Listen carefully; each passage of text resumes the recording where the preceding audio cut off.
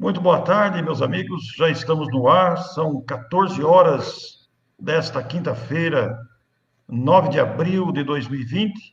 E eu tenho a satisfação de ter aqui ao meu lado, ao vivo, nessa live diretamente transmitida de Matão, conectada com o Rio de Janeiro. Ambos estamos recolhidos em casa, ambos em quarentena. E temos aqui conosco o grande nome da educação no Brasil, Marcos Di Mário, que vamos conversar com ele durante alguns minutos, para que possamos ter uma ideia desse trabalho extenso que esse amigo, que eu sou fã número um, admirador do seu empenho, do seu trabalho, somos amigos há muito tempo, nos conhecemos há muito tempo.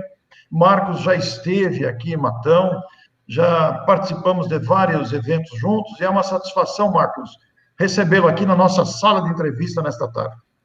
A satisfação é minha. Muito obrigado pelo convite que você me fez e que possamos, neste bate-papo, falar bastante da educação e também da doutrina espírita. Marcos, como é que você é paulista, né? Nasceu em São Paulo? Verdade, São Paulo capital, sou paulistano. Está no Rio há quanto tempo? Já são 43 anos mesmo. Poxa, um belo tempo, hein? Ah, sem dúvida. Tanto que o pessoal aqui me diz que eu não sou mais paulistano, na verdade, sou carioca. É verdade, né? Marcos, quantos livros publicados, Marcos? Bem, entre livros impressos e alguns que estão digitais, como e-book, são um total de 29 livros. Puxa, um belo de um acervo, hein?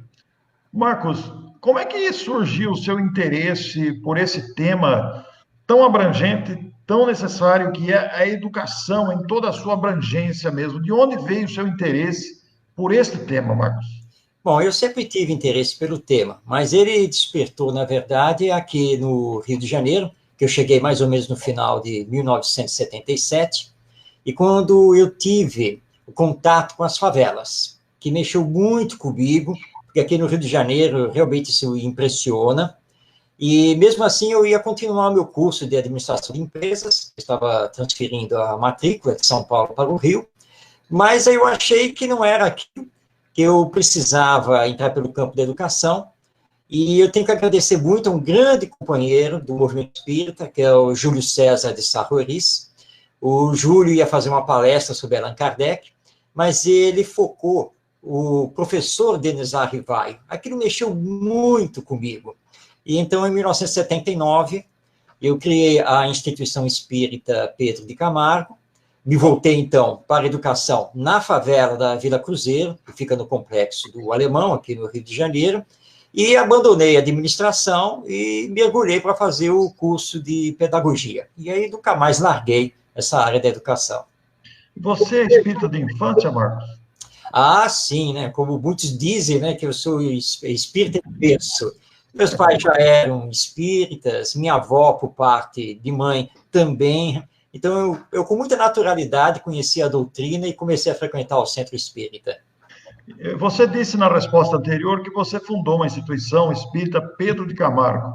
O Pedro de Camargo usou um pseudônimo Vinícius e foi um grande dedicado à educação. Você encontra uma boa sintonia com ele, né, Marcos? Nos escritos dele, nos textos que ele publicou. Com certeza. E sabe, Orson, que em 79, quando a instituição foi criada, o nome Pedro de Camargo, que eu conhecia, mas não sabia exatamente quem ele era, ele me veio na mente que deveria ser o nome da instituição. Depois que nós inauguramos, é que eu mergulhei na vida e obra dele. Aí que eu fui conhecer quem era mesmo o Pedro de Camargo. E, aos poucos, fui descobrindo, por depoimentos de outras pessoas, de alguns médiuns, que o Pedro de Camargo é um dos meus orientadores espirituais. E realmente tem uma sintonia muito grande com os textos dele, com a vida que ele teve, o trabalho que ele teve, por exemplo, ao fundar o Instituto Espírita de Educação, em São Paulo, ele foi um dos fundadores, o Externato Hilário Ribeiro, e todos os textos dele, que, aliás, tenho todos eles praticamente. Eu cheguei, Orson, inclusive, na época, a entrevistar as filhas do Pedro de Camargo, que me passaram alguns dados. Então, nós temos uma sintonia muito grande e devo muito a ele. Marcos, para os espíritas mais novos, seja de doutrina ou até de idade, que estão se aproximando agora, que estão na juventude, estão na mocidade, não conhecem Pedro de Camargo, que usou o pseudônimo Vinícius. Você poderia fazer um compacto, claro, um compacto da vida e obra desse grande autor, desse grande nome do movimento espírita? Pedro de Camargo, que desencarnou em 1966, ele era de Piracicaba.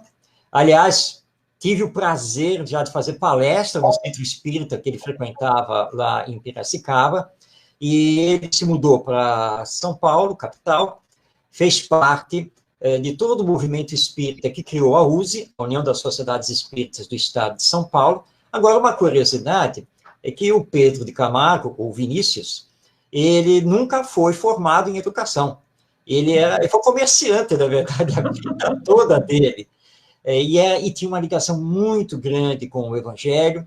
Ele colaborou muito com a Federação Espírita do Estado de São Paulo, lançou as famosas tertúlias evangélicas aos domingos pela manhã, e escreveu muito. Mas escreveu muito a vida toda, com uma ligação muito grande com Jesus, o Evangelho e essa área da educação. Foi amigo do Herculano Pires e outros grandes companheiros do movimento espírita, principalmente nas décadas de 30, 40 e 50, aí depois da década de 60, já com idade, enfrentou a cegueira, e aí ele foi parando. Então, esse é o grande homem que lançou obras, todas elas estão aí editadas, como O Mestre na Educação, Em Busca do Mestre, Na Seara do Mestre, Nas Pegadas do Mestre. Ele sempre, usando a linguagem atual, ele sempre linkava os títulos dele com Jesus. Esse é Pedro de Camargo.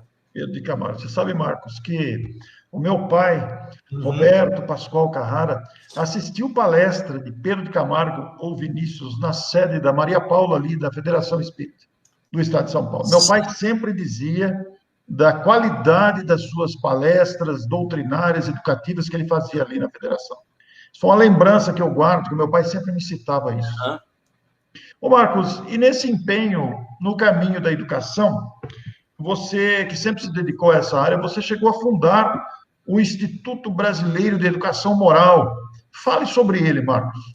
O IBEM vai surgir em março de 1999. Antes eu já fazia um trabalho ligado à educação, mas era um trabalho mais de cunho pessoal, e eu e um grande amigo, que eu tenho que citar, que é o Ronaldo Gomes, que também é um educador, é pedagogo. Aí nós nos juntamos no início de 99, a ideia veio crescendo, e juntamos 12 amigos e criamos o IBEM, Instituto Brasileiro de Educação Moral. São 21 anos de estrada por todo este Brasil, levando o projeto Escola do Sentimento, ideias sobre educação moral, ou como queiram, a educação de valores humanos, a educação ética e solidária. Então, nós realizamos palestras, treinamentos, cursos, workshops. Hoje estamos trabalhando muito também na educação à distância, a chamada EAD, e nós trabalhamos junto às escolas públicas, particulares, também secretarias de educação. Nesses 21 anos, Orson, a trajetória do IBEM, que é uma organização da sociedade civil sem fins lucrativos, é uma trajetória muito gratificante, com muitas conquistas, mas também enfrentando muitas barreiras. Quando nós falamos de educação moral, muitas pessoas confundem com religião. E nós sempre estamos explicando que uma coisa não tem nada a ver com a outra. Nós estamos falando, sim, sem nenhuma dúvida, em aplicar a regra de ouro da educação, ensinada por Jesus, que é aprender a fazer ao outro somente aquilo que nós gostaríamos que o outro nos fizesse.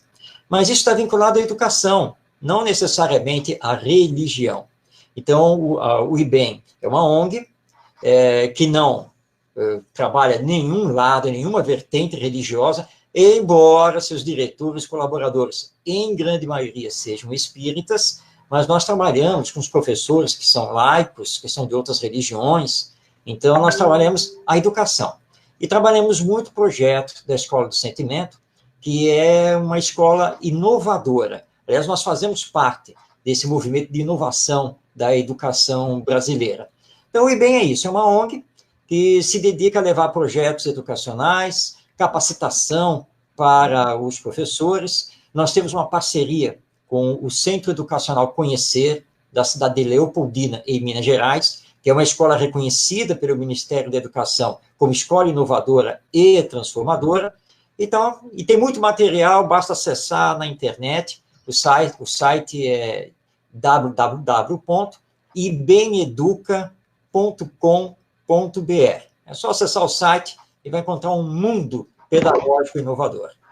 Ô Marcos, e essa instituição que você acabou de citar, o site agora, você disse das parcerias com escolas, isso significa dizer que o IBEM, ele fornece cursos de reciclagem, formação para os professores? É Sim, isso mesmo? sim, isso aí, ó. Treinamentos para professores? Exatamente, tanto online, pela educação à distância, como presenciais em qualquer lugar do Brasil. Nós estamos aí às ordens, ao dispor das escolas e secretarias de educação. Tanto online como presencialmente também. Isso. Online, hoje, nós estamos com 25 cursos disponíveis. As matrículas estão sempre abertas, porque nós temos turmas todos os meses, e presencialmente basta fazer contato, né, com o IBEM, nós vamos olhar a agenda, e como é uma ONG, Orson, o IBEM cobra uma taxa simbólica e as despesas de viagem do seu educador, quando é o caso de fazer a capacitação ali presencial na cidade, e nós recebemos o convite tanto de uma escola particular, por exemplo, ou de uma secretaria de educação. Então, nós estamos ao dispor. Aliás, eu brinco às vezes com as pessoas, assim, mas quanto vocês cobram? Agora, não se preocupem, porque um consultor profissional, educacional, iria cobrar de vocês uns 10 mil, 15 mil, 20 mil reais fácil. Mas nós somos uma ONG. E, na verdade, os educadores que trabalham pelo IBEM são todos voluntários. Então, nós solicitamos apenas que cubram as despesas de viagem e hospedagem e paguem uma taxa simbólica ao IBEM como contribuição, como uma doação ao Instituto. E o Instituto, Marcos, ele tem publicações impressas, também virtuais, tem publicações disponíveis também, além dos cursos? Sim. No nosso site, nós temos o podcast Conversa sobre Educação. Então, toda semana eu estou no ar, publicando um novo podcast, que são áudios, né, a nível jornalístico, sobre temas sobre educação. Nós temos também no site do IBEM o blog, e no blog, semanalmente, normalmente toda segunda-feira, tem sempre um texto sobre educação novo, de minha autoria e também de autoria do professor José Pacheco, esse queridíssimo educador português, radicado aqui no Brasil. Conhecidíssimo, né? Defensor da escola inovadora. Nós somos muito amigos e ele colabora conosco também. Então, todo esse material, semanalmente, ele é renovado e tudo fica disponível na internet. Ô Marcos, você, além do trabalho de educação, você também é um escritor espírita, um palestrante espírita. E claro que quando você vai fazer um curso de reciclagem, de formação, não há abordagem espírita, aí é na área da educação mesmo. Ah, sim, correto. Para mim é muito tranquilo, viu, Orson? Separar uma coisa da outra. Sim, sim. Eu sei que quando eu estou com professores, quando eu estou numa escola, num evento sobre educação, eu sei que estou falando para professores que são ateístas, materialistas, católicos, evangélicos e assim por diante. Então, sim, obviamente que eu não posso falar usando as expressões espíritas, a visão espírita, embora eu deixe bem claro que a minha visão educacional e a do IBEM é uma visão espiritualista, mas jamais levando o espiritismo para dentro das escolas e aos professores. Essa é uma abordagem muito interessante, porque Marcos vive a experiência de sair para fazer viagens doutrinárias de palestras espíritas durante a noite, que é quando a maioria dos centros trabalham, e durante o dia está disponível para escolas, né, Marcos, para apresentar os seus treinamentos do IBEM também, aproveitando a mesma viagem até. Isso é possível também. Ah, sim, e isso tem acontecido. Os contatos feitos, são jornadas aí que estão marcadas. Aliás, você Orson, é responsável por muitas jornadas aí pelo interior de São Paulo, tá? Quase me faz aqui perder a família, mas tudo bem, deixa isso para lá. É brincadeira, claro. Né? Esse é outro assunto, né, Marcos? Tem que tratar isso offline. Mas é com muita alegria que eu faço essas viagens, é uma coisa que eu adoro, e realmente isso tem acontecido. De fazer as palestras à noite nas casas espíritas e durante o dia, muitas vezes, ser aproveitado, sim, em escolas ou secretarias de educação das cidades que eu vou visitando. É possível conciliar, assim, sem nenhum problema. Ô Marcos, e como é que é a aceitação das escolas, das secretarias de educação das cidades, dos estados, dos locais onde você visita, mediante uma proposta de treinamento para o professor, para os professores? Porque você é um dos poucos que faz isso no Brasil, embora nós tenhamos várias empresas especializadas, mas você é um destaque nacional. E como é que é a receptividade, a reação a essa proposta? Bem, a proposta normalmente é bem recebida. O que acontece é, quando ela é aprofundada, e eu estou ali presencialmente, o que eu sinto é que existe uma dificuldade muito grande, uma resistência muito grande do professorado, dos pedagogos, em pegar a proposta a seu nível teórico para levá-la na prática dentro da escola. Muitos professores têm resistência quanto a isso, porque acham que a proposta é linda, que é exatamente isso que eles estão precisando, mas eles estão, Orson, dentro de uma zona de conforto muito grande, e dentro da rede pública de ensino, eles sofrem uma pressão também da burocracia desse sistema, então eles têm muita dificuldade em colocar em prática. E muitas vezes dizem assim, olha, Marcos, puxa, a proposta é linda, é maravilhosa, é tudo que nós estamos precisando, mas, sabe, eu não vou ter o apoio da direção escolar, eu precisaria do apoio da coordenação, e o problema é que a secretaria é tanta coisa para preencher, é prova para aplicar, então eles realmente sentem muita dificuldade. Mas nós temos mostrado experiências que estão ocorrendo em todo o Brasil, inclusive dentro do sistema público de ensino, que mostram que é possível fazer, que os resultados são de excelência. Então, nesses treinamentos, principalmente em treinamentos, dá para levar essa prática e mostrar vídeos de escolas que já realizam. E nós vamos chegar lá, ó, com certeza. Inclusive, conversando com o José Pacheco, eu disse a ele, o Pacheco estava lá meio preocupado com os projetos, eu disse a ele, Pacheco, fique tranquilo, sabe o que nós somos? Nós somos semeadores. As sementes estão caindo e vão cair, como explicou Jesus, na terra fértil, também na terra boa. Talvez eu não veja, tá? Vou desencarnar sem ver acontecer, mas vamos continuar a semeadura, porque tudo isso vai gerar frutos muito bons. O que existe, né, Marcos, é que existe uma trava burocrática no Brasil, uma dificuldade para fazer as coisas, né? Uma dificuldade de mudar os paradigmas, é muito difícil, realmente em todas as áreas, isso é do ser humano, isso, né? Então, mas é o que você falou, a gente tem que insistir, tem que perseverar, prosseguir, porque eu concordo com você plenamente, somos todos semeadores dessas ideias renovadoras. Ô Marcos, e como é que é durante esses treinamentos, durante a aplicação deles, a reação dos participantes, a resposta ali no momento e posteriormente, como é que é? Bem, ao longo aí da minha carreira, eu sei muito bem perceber a reação do público. A gente acostuma, né?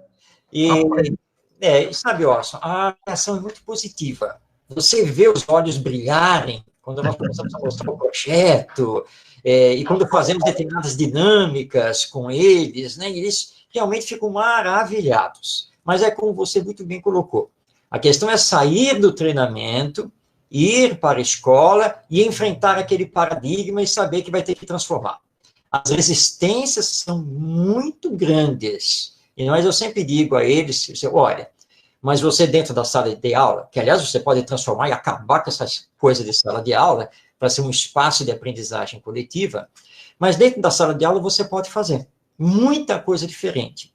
Claro que isso vai chamar a atenção, os alunos saem falando, e uma hora você vai ser chamado pela direção.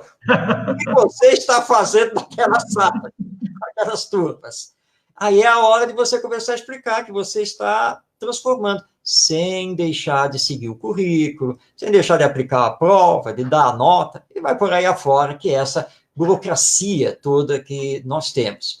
E aí um e outro colega vai começar a se aproximar. Vem cá, onde é que você aprendeu isso? E aí você passa o material do IBEM, mostra lá o site, olha, aquele vídeo no YouTube que mostra a escola tal, dá uma assistida lá. E é assim que o processo começa. Pode levar tempo, mas tem que começar assim, até formar uma equipe dentro da escola e essa equipe começar efetivamente a fazer diferente. Ô Marcos, e nesses anos todos de dedicação à educação, que fato mais marcante lhe chama atenção em tudo isso? O que é que fica mais evidente para você? O que é que te marca mais? Bom, a desesperança de boa parte do professorado. Puxa vida. Isso marca muito, sim, porque quando os eventos iniciam, quando as pessoas conversam comigo, eu percebo que já tem essa desesperança. Ah, será que aquilo que o senhor vai apresentar, será que vai dar uma luz no fim do túnel? Dá sim, mas nós precisamos acender essa luz, ou seja, nós temos que fazer. Mas também é gratificante, Orson, perceber que quando chega no final da palestra, chega no final do treinamento, as pessoas estão, então, remotivadas. Elas percebem que não podem perder a esperança e que a educação é tudo. Se nós largarmos a educação, como infelizmente temos feito, nós só agravaremos os problemas sociais que temos enfrentado. Então, isso tem marcado muito. Boa parte dos professores estão se arrastando nas escolas, na educação, mas nós temos levado esse alento e mostrado, olha, nós temos que reagir, é possível fazer, e o IBEM está apresentando um caminho possível. Vamos seguir? Está aqui o convite. E você tem alguma lembrança? Você falou da desesperança dos professores, que é uma das grandes marcas que lhe sobressaem. Mas nesses anos todos de atuação, de convivência com os professores, com as escolas, existe alguma lembrança emocionante que você nunca esquece e sempre te motiva a essa continuidade? Bem, são aqueles depoimentos maravilhosos de professoras que estão fazendo, né, que têm amor realmente à educação, e aí chegam para mim nos intervalos, no final, no início, e querem contar a sua experiência. E realmente são experiências maravilhosas, e aí nós vemos, as coisas não estão perdidas. Tá vendo? A professora X, aí a Maria, lá na cidade onde o vento faz a curva, ela está realizando. E quando entra, Orson, via Face, e-mail, enfim, né? Porque às vezes você passa a semana trabalhando e não tem nenhum convite, não tem nenhuma notícia, e parece que nada está acontecendo. E aí, de repente, entra. E aí você descobre que lá em São João de não sei aonde, tem alguém que na escola X viu o nosso material, assistiu o meu vídeo, e aí faz um depoimento emocionante. Olha, comecei a aplicar, as minhas crianças mudaram muito, as coisas estão muito melhor, os pais estão chegando agora mais junto. E é isso daí, então, nos reforça. E aí nós levantamos a cabeça. Bom, Marcos, você que estava pensando em encerrar, em acabar com tudo, chega, não está dando, não é isso não, as coisas estão acontecendo.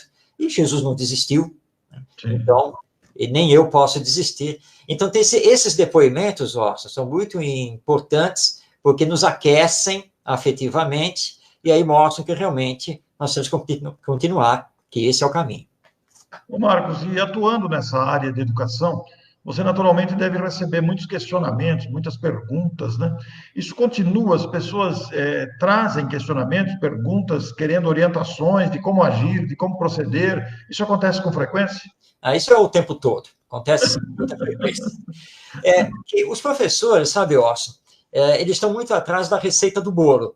Bem, mas como é que eu faço? Eu tenho, por exemplo, eu trabalho com a quinta série, sou professor de língua portuguesa, e como é que eu vou aplicar essa pedagogia da sensibilidade? Então, as pessoas querem muito essa receita. Eu sempre digo que existem, claro, técnicas, atividades que, aliás, nós, pelo IBEM, apresentamos, mas que não existe a receita do bolo. Depende da sua escola, da comunidade, depende da realidade dos seus alunos, depende da sua realidade, e que cada professor vai encontrar o seu caminho. Mas eu sempre indico a possibilidade de aplicar técnicas de sensibilização dos sentimentos, atividades pedagógicas de desenvolvimento do relacionamento interpessoal. Aliás, tudo isso está no livro Pedagogia da Sensibilidade, de minha autoria, entre várias outras técnicas, jogos, atividades que vão aí num crescendo.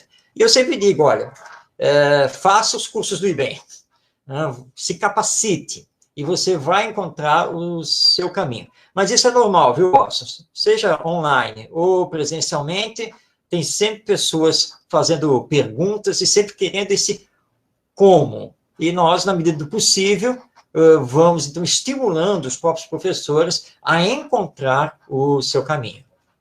Você tem uma frase de um curso, inclusive, você esteve em Araraquara ministrando esse curso Escola do Sentimento, que é uma expressão muito forte, a própria expressão já indica, é uma escola do sentimento, né?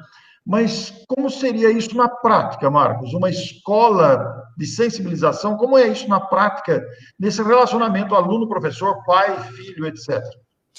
Bem, Orson, a Escola do Sentimento é um projeto pedagógico, né? É um caminho possível dentro do campo da educação, como nós temos a Escola da Ponte em Portugal, o projeto Âncora em Cotia, São Paulo, e outros projetos. O projeto Escola do Sentimento, ele se insere no contexto da escola inovadora, ou seja, uma escola que não tem sala de aula, ou melhor dizendo, não tem aula.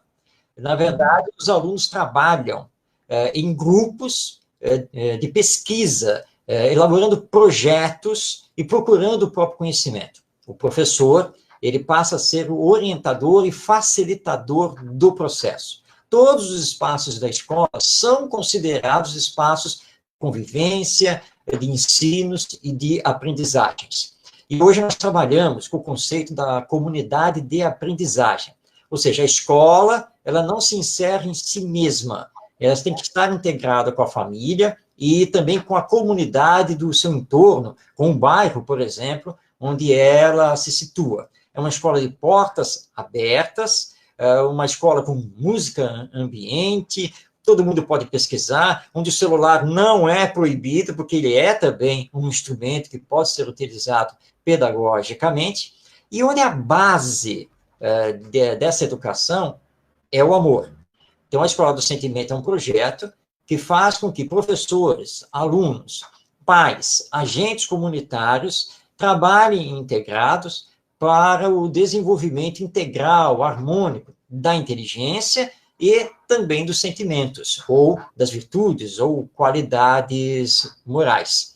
E onde nós temos aplicado, como é o caso lá do Centro Educacional Conhecer, em Leopoldina, Minas Gerais, os resultados são de excelência. Lá em Leopoldina, praticamente todos os anos, eu tenho um bate-papo com os pais e responsáveis, e, Orson, é assim de você sair nas nuvens. Como eles, meu Deus, essa escola é a mil maravilhas, essa escola é totalmente diferente. Ah, se eu soubesse que essa escola existia antes, outro meu filho que não estudou aqui, eu teria matriculado aqui. Gostaria que todas as escolas fossem como esta. Então, esse é o projeto Escola do Sentimento, que eu apresentei, não sei se você vai recordar dele, ao nosso querido professor Ney Lobo, que foi ligado à Federação Espírita do Paraná, tem obras lançadas sobre educação pela Federação Espírita Brasileira, e isso aconteceu num hotel em Curitiba. Eu estava lá, conseguimos nos reunir, e ele leu o projeto datilografar. Os mais novos não sabem o que é isso, eu recomendo pegar o Google, saber o que é máquina de escrever, de datilografar, e ele foi lendo, e ele olhava para mim e dizia, Marcos, nossa, você achou, Marcos, esse é o caminho. Só que eu tinha chamado o projeto de Escola do Amor. E ele achou que esse nome, né, Escola do Amor, isso poderia não cair muito bem no meio educacional, né? As pessoas poderiam não entender direito a proposta. Quando eu voltei para o Rio de Janeiro, foi quando eu alterei. Eu falei, não, realmente ele tem razão. Falar Escola do Amor, né? Tem muito professor que acha que esse negócio de amor é com religião, que não tem nada a ver. E aí surgiu, então, Escola do Sentimento. Essa é a proposta pedagógica. Nós temos o curso online sobre a Escola do Sentimento, quem quiser fazer, e vai conhecer o projeto na sua íntegra. E essa Escola do Sentimento, ela, ela se conecta com aquele livro que você tem de prática pedagógica? Completamente. Sim, sim, sim. Então, tá É tudo prática pedagógica que chama o livro, né? prática pedagógica, acho que é isso, né? Acho que é isso. Agora me deu branco aqui, mas Eu também. é que o livro, nesse momento, ele está esgotado, né? Exato. Mas ele se liga tanto ao livro Pedagogia da Sensibilidade, como vai se ligar também ao outro livro sobre as práticas pedagógicas. Pedagogia da sensibilidade, é isso mesmo que eu queria lembrar. É esta expressão que eu queria lembrar. Agora, Marcos, nós estamos aqui, muita gente que está visualizando essa entrevista e que vai ver são espíritas, até por causa da minha atuação, meu relacionamento é intenso com o movimento espírita. Dá para trazer tudo isso para os centros espíritas, Marcos? Oi, como dá? Agora, é interessante, Oscar, que quando o IBEM surgiu, esses projetos surgiram, o foco era o sistema educacional, as escolas. Mas eu, como você, também sou espírita, também muito ligado ao movimento espírita, e com naturalidade, os evangelizadores da infância e juventude dos centros espíritas começaram a entrar em contato. Mas poderia fazer um treinamento para nós dentro dessa proposta? E aí, então, eu comecei, pouco a pouco, a adaptar, e surgiu, então, o projeto Educação do Espírito, que Sim. tem como base a Escola do Sentimento e a Pedagogia da Sensibilidade. Agora, é claro, que trabalha dentro do Centro Espírita e o foco, né, totalmente com base nos princípios da doutrina espírita. Surgiram, então, 2 livros ligados ao projeto Educação do Espírito, 2 livros digitais que eu distribuo gratuitamente pela internet, e comecei a viajar para fazer os treinamentos para evangelizadores por este Brasil afora. Então, é perfeitamente possível aplicar dentro do Centro Espírita. Inclusive com adultos, né, Marcos? Também pode ser utilizado, né? Sim, aliás, é importante, porque hoje, nesse contexto da educação integral, e mesmo da evangelização espírita, nós já sabemos que não basta trabalhar a criança e o jovem, temos que trabalhar com os adultos também.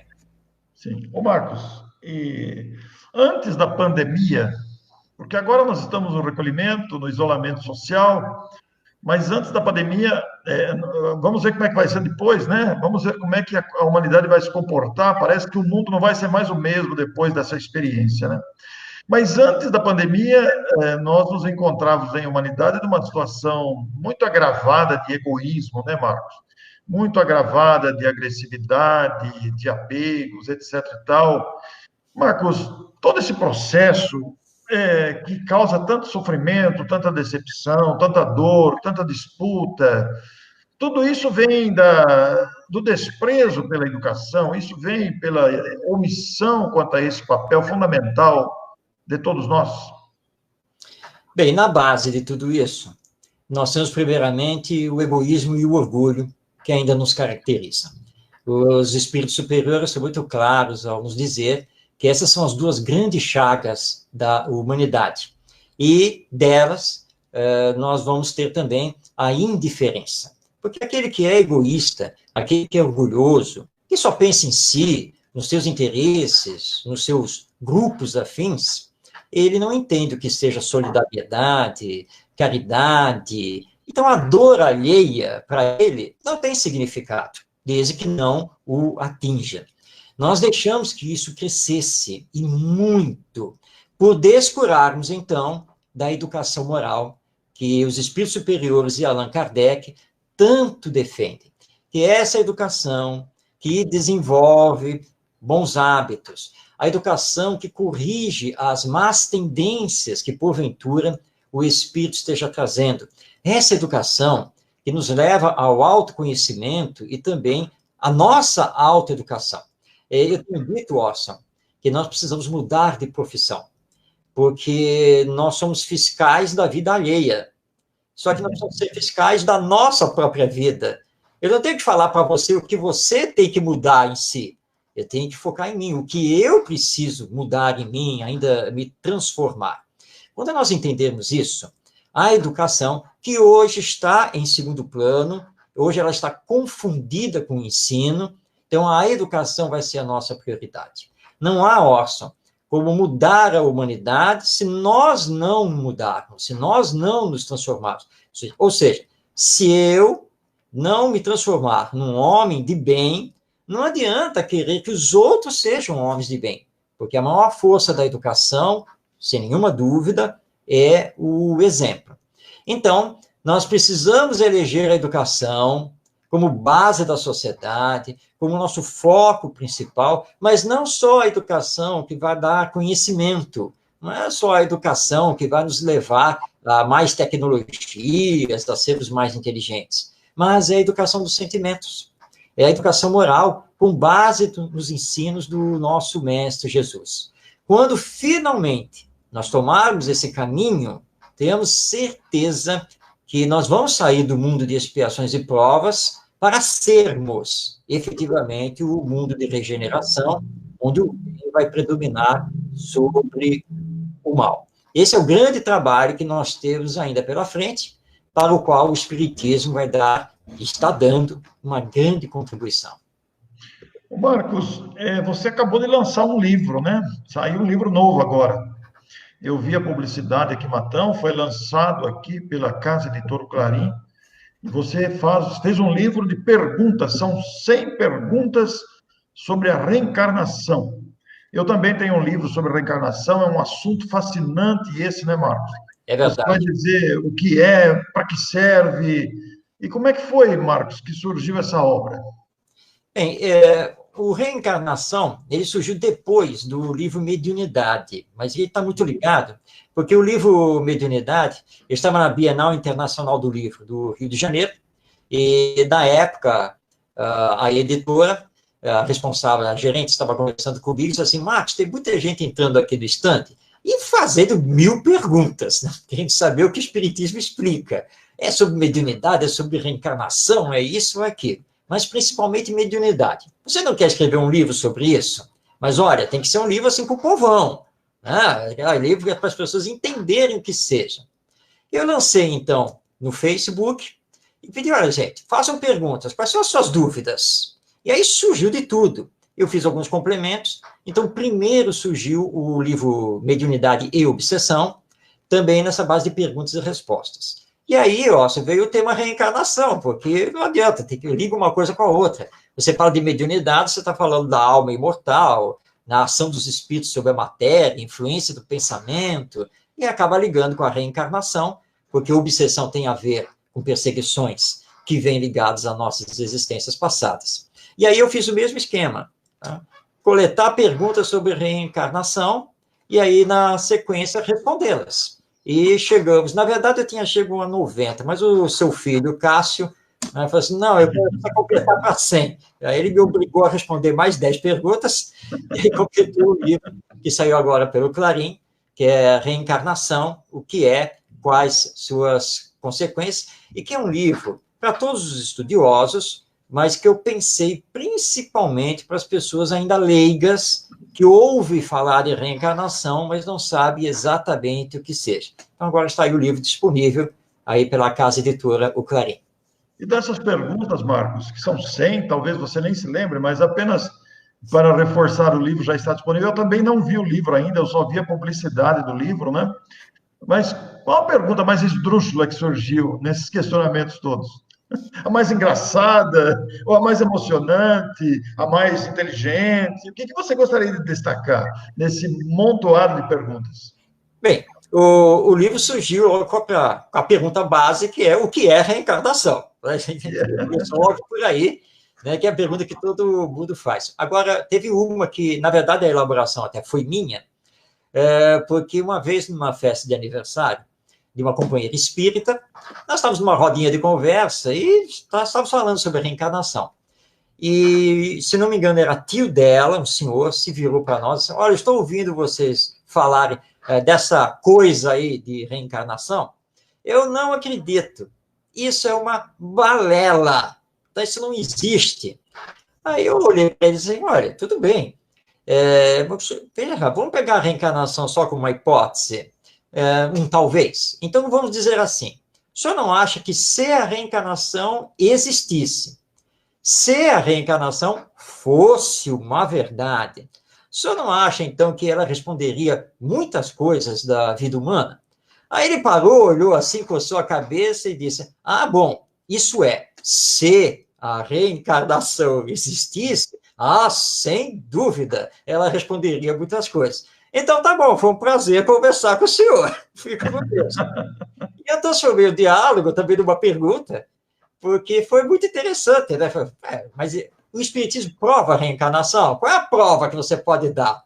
E aí, a partir daí, começaram a surgir, então, as perguntas. Então, são 100 perguntas para deleitar o leitor. É porque a gente se depara por aí com todo tipo de pergunta. Pessoas que perguntam se pode voltar a nascer numa vaca, num cavalo, Ah, isso sim. se pode voltar a ser um pernilongo, tem todo tipo de pergunta, né? Se volta sempre a mesma família, se vai nascer em outro país, fazem perguntas de vidas passadas, é uma multidão de indagações que são empolgantes realmente da gente pensar nisso, né? Porque quando a gente para pensar num projeto de reencarnação, né, Marcos, que vincula-se totalmente a um projeto educativo também. Aliás, eu quero te perguntar, né, qual é o vínculo entre a educação e a reencarnação, Marcos? Qual é o link entre as duas? A reencarnação, na verdade, é um instrumento pedagógico de Deus. Ao nos colocar aqui na matéria, ele está nos dando a oportunidade para o nosso crescimento. Tanto repararmos, né, porventura, coisas do passado, como fazermos no hoje, como dizia o Chico Xavier, né, a nossa felicidade no amanhã, nesse futuro. E lembrar que nós somos destinados à perfeição. E nós sabemos, por experiência própria, que é impossível chegar à perfeição intelectual e moral numa única existência. Então, a reencarnação, na verdade, é uma bênção. Se bem que uma companheira uma vez me questionou, né? Ela disse, Marcos, reencarnação é uma bênção neste mundo cheio de sofrimento e de miséria. Não, isso aqui não é bênção coisa nenhuma. Aliás, eu, quando desencarnar, vou logo pedir, para a Terra eu não quero voltar. E eu disse, tudo bem, claro que você pode pedir. Aliás, nós podemos pedir o que quisermos para os benfeitores. Eu estou rindo aqui. Sermos atendidos já é outra história, porque nós temos que ter os merecimentos e, na verdade, é aqui que nós somos defrontados com as provas para mostrarmos a nossa fé. É como agora, né, Orson? Nós estamos aqui enfrentando aí o Covid-19, esse novo vírus, quarentena social, é uma prova, nós estamos passando por isso. Mas é nessa prova que nós vamos mostrar a nossa verdadeira fé, nossa resignação, o nosso trabalho. Então, é uma bênção, sim, estar aqui na Terra. Então, reencarnação e educação tem tudo a ver. Aliás, eu recomendo um outro livro meu, que é o Educação com Cristo, lançado pela Federação Espírita do Estado de Goiás, onde eu trabalho esses temas ligados ao Livro dos Espíritos. Que coisa, você falou aí que a pessoa falou voltar, reencarnar na Terra, esse local de sofrimento, mas aí é a visão limitada, né, Marcos? Porque esquecem-se dos planetas mais adiantados que vamos merecer renascer diante dos esforços, dos méritos que formos conquistando, né? Eu fico imaginando, né, Marcos, se nesse planeta inferior como é a Terra, quanta coisa bonita que tem aqui, quantas emoções e alegrias e prazeres a gente consegue sentir aqui. Eu estava ouvindo a Quinta Sinfonia de Beethoven outro dia, fui às lágrimas, eu considerei comigo, o cara quando compôs isso devia estar em êxtase, porque para perceber uma grandiosidade daquela que vem das altas esferas da espiritualidade, né, é demais, né, Marco? Quer dizer, a nossa Terra é muito limitada, nós somos limitados, e aqui não é a criação máxima de Deus, né? Ah, não, claro que não. Nós sabemos disso, né? Acima de nós temos os mundos de regeneração, os mundos felizes, os mundos celestiais, enfim, né? Há muita coisa para nós conquistarmos ainda, mas aqui na Terra nós temos muitas belezas também, muitas coisas boas, só temos que agradecer a Deus, nosso Pai, a Jesus, nosso mestre e governador espiritual, e nós temos que lembrar, né? Tudo depende da minha ótica. Se eu só estou olhando para dor e sofrimento, e, aliás, deixa eu contar rapidinho aqui, uma vez estando no centro espírita, a janela tinha cortina, eu fui lá abrir a cortina, mas eles havia feito limpeza lá no centro, e alguém que fez a limpeza lá na janela esqueceu de amarrar a cortina, né, de prender a vara, né? Então, quando eu puxei a cortina, veio tudo para baixo, e pegou logo no meu pé. E é uma dor terrível. Mas eu tinha que iniciar o estudo, estava em cima da hora. Então lá fui eu e eu pensei comigo mesmo, bom, eu posso sair daqui mancando e gritando, que é uma opção, ou eu posso me resignar, suportar a dor e ir assim até o final. E foi assim que eu fiz. E quando terminou, eu já não estava mais com dor, estava tudo bem, saía andando normalmente. Então a opção é nossa, ou eu olho negativamente, ou eu olho positivamente. E na medida em que eu me conquistar, que fizer essa minha autoeducação, eu terei então o mérito para não precisar mais reencarnar aqui na humanidade terrena. Eu posso ir para a humanidade de um outro planeta, como por exemplo Júpiter, que segundo as informações espirituais é, na nossa galáxia, o planeta mais evoluído. Mas não é uma escolha de Deus. Eu é que preciso ter os méritos para isso. Que coisa bonita, né, Marcos? Marcos, então, quase finalizando a nossa conversa, repete, por favor, o site do IBEM. Sim, então, para aqueles que quiserem conhecer o trabalho do Instituto Brasileiro de Educação Moral, ou IBEM Educa, que é o nome de fantasia, basta acessar na internet www.ibemeduca.com.br. Muito bem. E o seu livro, lançado agora pelo Clarim, é o mais recente lançamento. Como é que se chama mesmo? Então, reencarnação, que é quais as suas consequências. Esse livro foi editado pela editora Clarim. Depois, quando nós compartilharmos aqui essa entrevista, nós vamos colocar lá o contato para quem tiver interesse em adquirir a obra. Que aí para encontrar o autógrafo do autor, só quando encontrá-lo, que ele vier para cá mesmo, né? Ou estiver na sua cidade, né? Bem, se o vírus permitir, não é, Orson? Pelo menos no interior de São Paulo, eu ainda estarei este ano. Nós não sabemos ainda se vai ser possível, né, Marcos? Está agendado, mas vamos ainda conversar sobre isso. Marcos, se você, para encerrar, eu vou fazer duas perguntas para você. A primeira delas, o que você diria aos professores que estão nos ouvindo?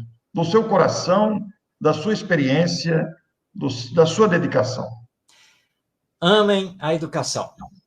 Amem os alunos que estão com vocês. Olhem para eles como seres humanos, pessoas que eles são, almas imortais. E dediquem para o seu trabalho muito amor, mas permitam que eles, crianças, adolescentes, jovens, que eles se desenvolvam, que eles coloquem o seu potencial para fora. Veja na sua escola, veja nas suas turmas, nos seus alunos, uma família, como nos requisitava o grande educador Pestalozzi. E você, professor, tenha certeza que o amor, tudo, mas tudo mesmo, irá solucionar. Marcos, é a segunda pergunta para encerrar, depois a gente vai partir para encerrar. O que o seu coração, nesse momento, a entrevista foi maravilhosa, nós vamos divulgar isso com muito prazer, com muita intensidade. Se você tivesse que se dirigir ao ser humano em geral, aos espíritas, trabalhadores, aos não espíritas, ao ser humano em geral, neste momento de aflição, de incerteza, de insegurança, considerando a grandeza de Deus, considerando a nossa condição de filhos de Deus, o que a sua sensibilidade oferece para aqueles que estão nos ouvindo e vendo? Bem, o momento é de aprendermos a amar o próximo. É o momento de entendermos a importância da solidariedade e da fraternidade. De entendermos que nós não estamos recebendo um castigo divino, porque Deus ama, Deus é misericordioso, Deus não castiga os seus filhos. Nós estamos num processo evolutivo. Então, dentro desse processo, muitas vezes, nós somos os causadores dessas provações pelas quais nós estamos passando neste momento. Mas o Espiritismo nos ensina a resignação. Resignar-se não é ficar parado lá no seu canto achando que nada pode ser feito. Resignar-se é compreender que existe um fator acima de nós, que existe uma vontade maior do que a nossa, que é perfeita, que é soberana, e que nos está nos dando uma grande oportunidade de entendermos a necessidade de nos espiritualizarmos, de nos amarmos como irmãos, de colocarmos em segundo plano as questões econômicas, comerciais, capitalistas, para, então, entendermos que só devemos fazer ao próximo aquilo que gostaríamos que ele nos fizesse. Tudo vai passar. Agora tenhamos a certeza que a misericórdia de Deus, essa nunca irá nos faltar. Então, muita calma neste momento, fé, confiança, seguir em frente e sabendo que só irá desencarnar quem realmente chegou a sua hora. Né? E se tivermos que passar pela doença, enfim, por problemas de ordem familiar, calma, a vida continua, tanto aqui na Terra, quanto na dimensão espiritual. Então, eu acredito que nós vamos, sim, iniciar um novo paradigma aqui na humanidade, que é justamente esse paradigma do amor, da solidariedade, da fraternidade e dessa fé que emana do coração, essa fé raciocinada, e que amanhã nós estaremos, sim, muito melhor do que estamos hoje. Marcos de Mário, escritor, palestrante, educador, diretor fundador do IBEM, o Instituto Brasileiro de Educação Moral, sempre consagrado à educação. Marcos, muito obrigado pela sua presença, pela aceitação da entrevista, muito obrigado por ter aceitado, participado conosco. Nós vamos pedir às pessoas que estão nos ouvindo e vendo que possam fazer chegar essa entrevista, principalmente aos professores espíritas também, aos professores das aulas de evangelização infantil. Cremos de muita utilidade. Somos, como disse no início, um grande admirador do trabalho do Marcos. É com grande satisfação que o entrevistamos nesta tarde. Muito obrigado, Marcos. Se você quiser dizer mais alguma coisa, fique à vontade. Bom, eu que agradeço a você, agradeço a todos que nos acompanharam, que vão compartilhar aqui este vídeo em entrevista, e sempre lembrando, tenhamos calma, vamos perseverar, vamos continuar o nosso trabalho, e lembrando que Jesus está à frente, e quem está com Jesus se torna uma carta viva do Evangelho, e é isso que nós estamos necessitando. Muita paz em todos os corações, um grande abraço a você. Muito obrigado a todos vocês que nos acompanharam. Até mais.